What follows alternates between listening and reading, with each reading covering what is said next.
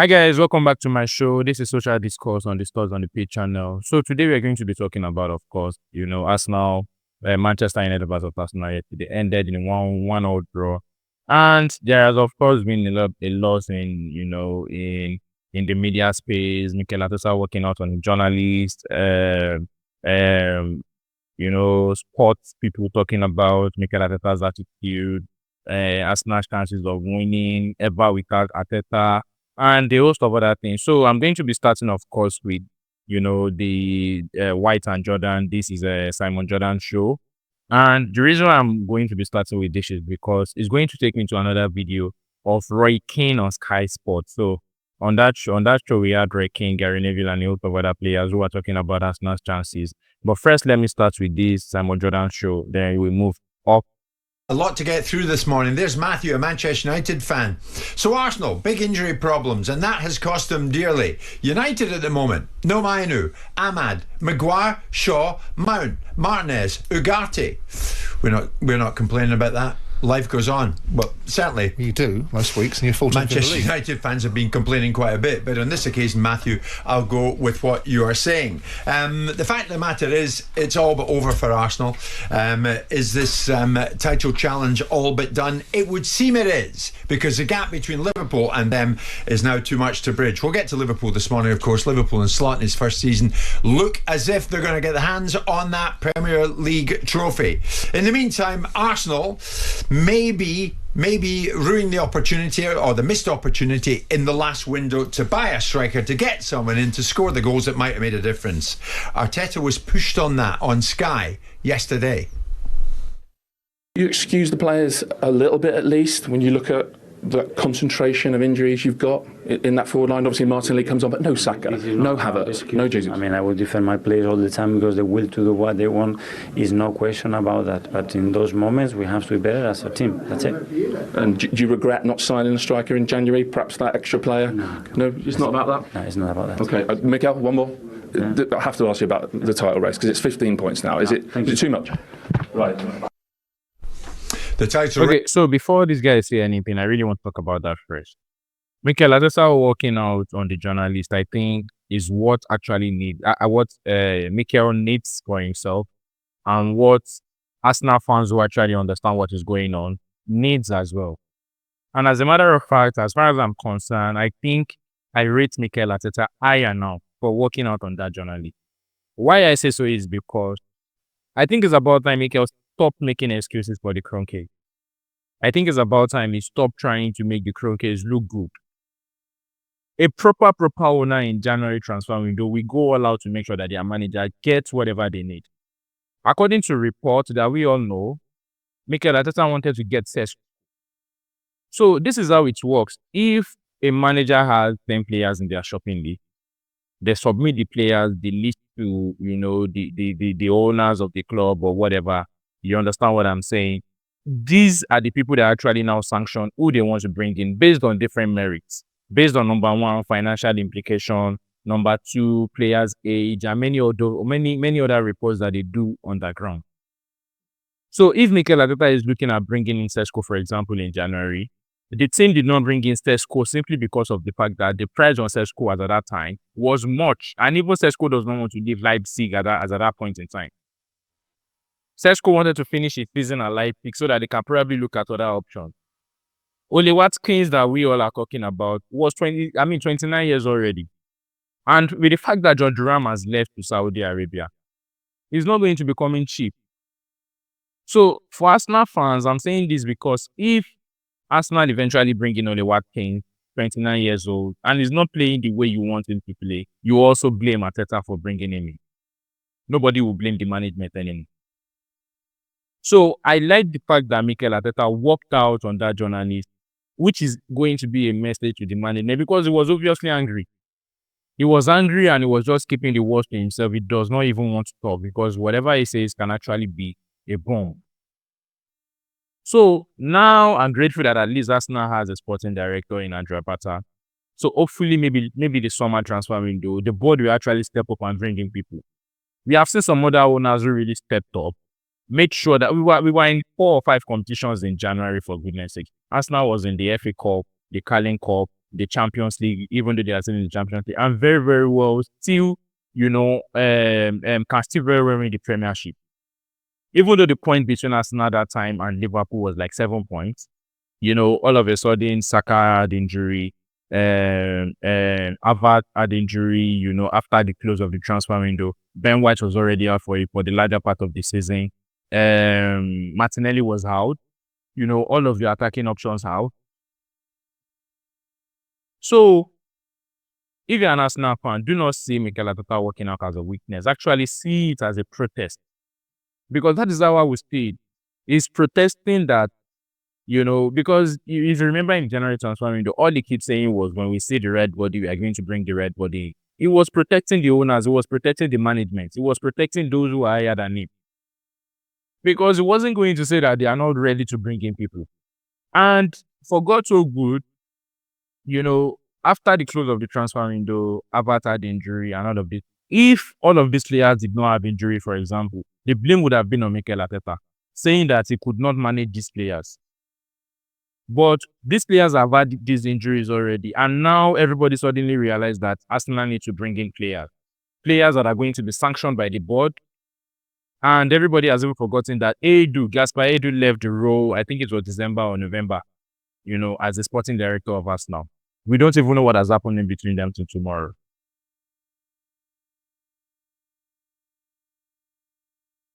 No, that was just a question too many, and Arteta legged it off to the away dressing room, one would think. Arsenal invincible Martin Keane in our midst this morning. Martin, undoubtedly, you and others around you had the title-winning mentality. Do you recognise that in this current squad? I've just explained to you that sometimes that pathway to success is a different one, isn't it? Some players, Jim, it's easy. They go all the way then. It can be a lazy route as well, by the way. But I knew the path well because I trod every step to be a winner. And it came through out of hurt sometimes, not winning trophies. So that's where Arsenal are right now.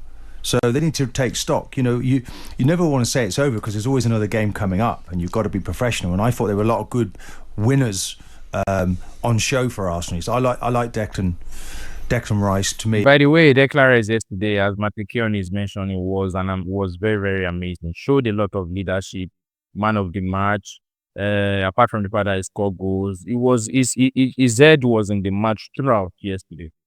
This same Mikel Arteta everybody is naming is actually the one that has put out the list, just like the way I talked about the shopping list, to bring in Declan Rice for goodness sake.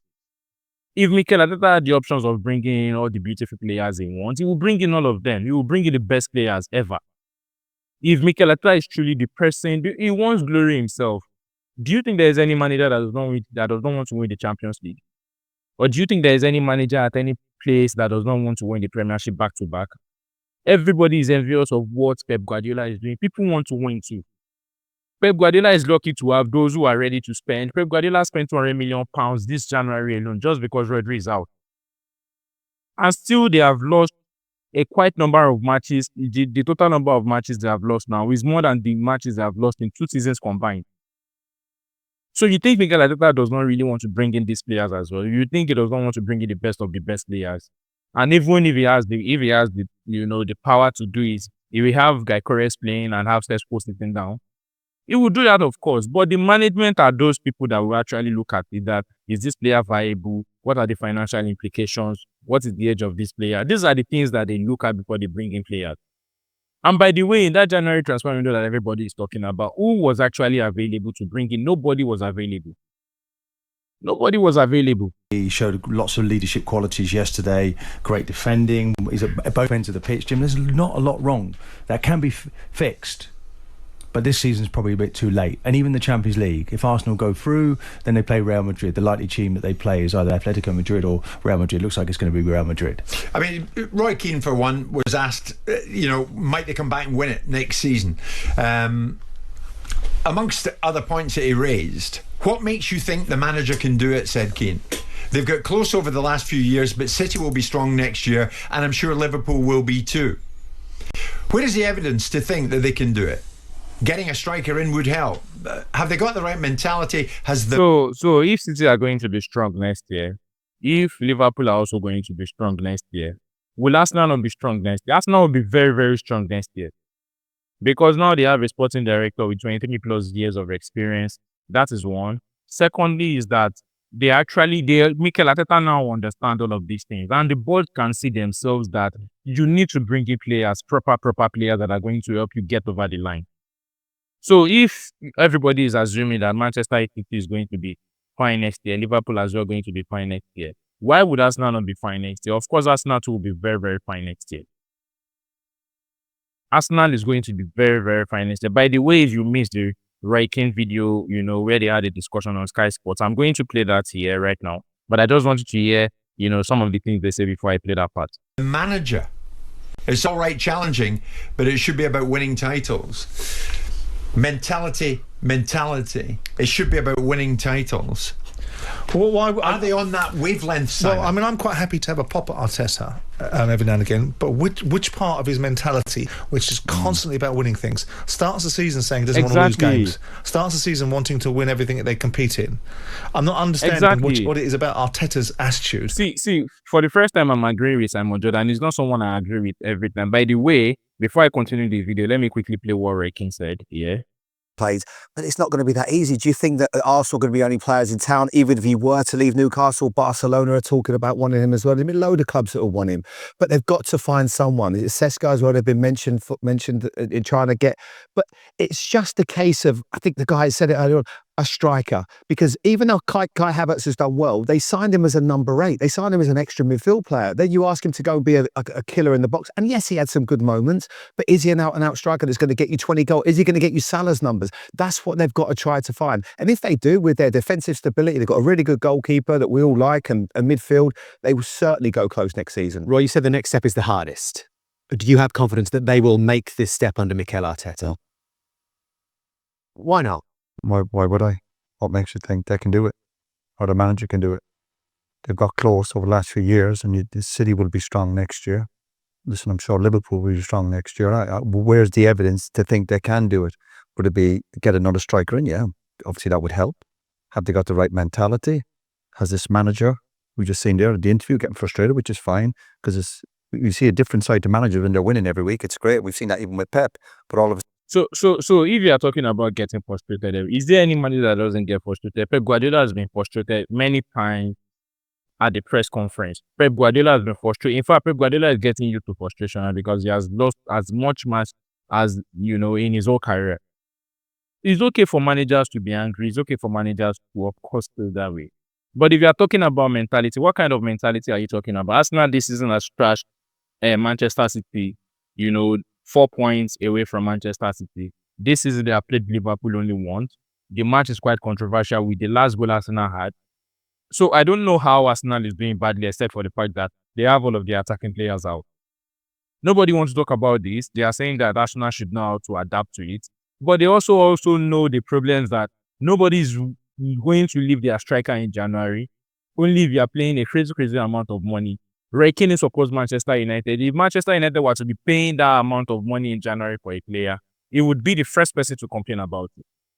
That why should they not wait till the summer before they get in a proper striker? At least manage the season and do all of these things. I mean, look at our players that are out. Bukayo Saka, none of these players are out. Nobody's talking about all of these things.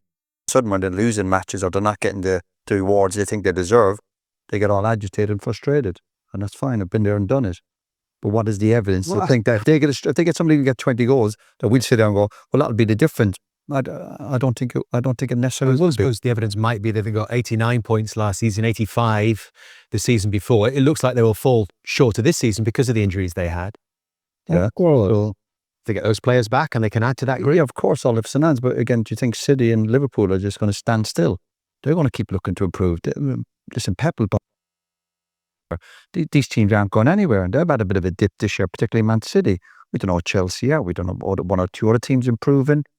But what's the evidence again from the Arteta or this group of players that they've got that mentality to challenge?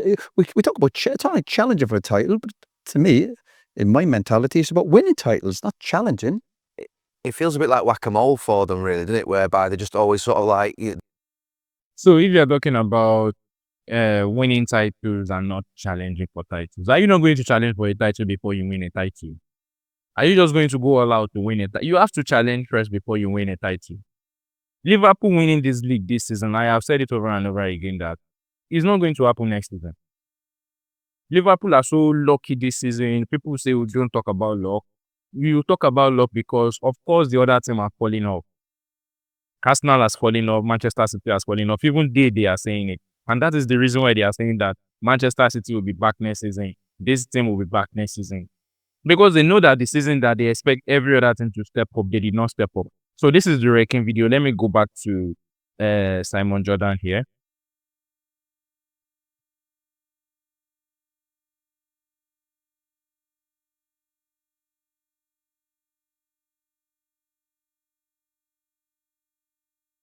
Whether it's the way that he embraces the media, whether he tries to find the positive in everything they do. Sometimes I don't agree with some of the things that he comes up with, but notwithstanding that, he's always on the front foot. I'm not entirely sure what Roy's point is, but going to central points, unless they're going to do something to create some of the solutions to some of the inevitable problems that they've got, then no, they won't win the league. Well, is there any evidence that Man City are going to automatically bounce back?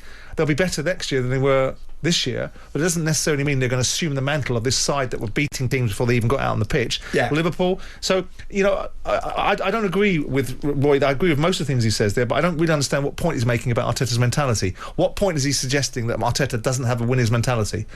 Because I think he does. I think he does have. I think he's galvanised the place. I think he's turned it from a place that was relatively disenfranchised, where the loudest voices were on that ghastly AFTV, and now you've got an auditorium of fans that are absolutely engaged with their team, a fully committed squad of players most of the time that are often accused of over-celebrating and over-emotional. So I think he's got everything in the right space. He just needs to move a few parts about, and one of them might well be the eternal argument about centre forwards. Well, quite a number of messages coming in. We'll take calls from 10:30. There's Martin and Lim. Selling Nketiah, Smith Rowe, Lone Nelson, all the attackers in August. You buy Calafiori and Merino. In they come, and the jury's out to a degree. Let's hope nobody gets injured. That's the 100% that lies with Arteta. Always what you haven't got. Arsenal fans, they're being honest rather than just taking a swipe at what you haven't got. Would never, ever in any universe suggest that. You see, I just like I said, I really agree with Simon Jordan. But here is spot on. What has Nketiah done at Arsenal? For the years Nketiah has been at Arsenal, because if Nketiah stepped up at Arsenal, see other guys, Bukayo Saka came from the academy, for goodness sakes. We have players coming in from the academy. We have Nwaneri stepping up. We have Lewis Kelly stepping up. If Nketiah was stepping up from the academy, of course, he would be playing day in, day out.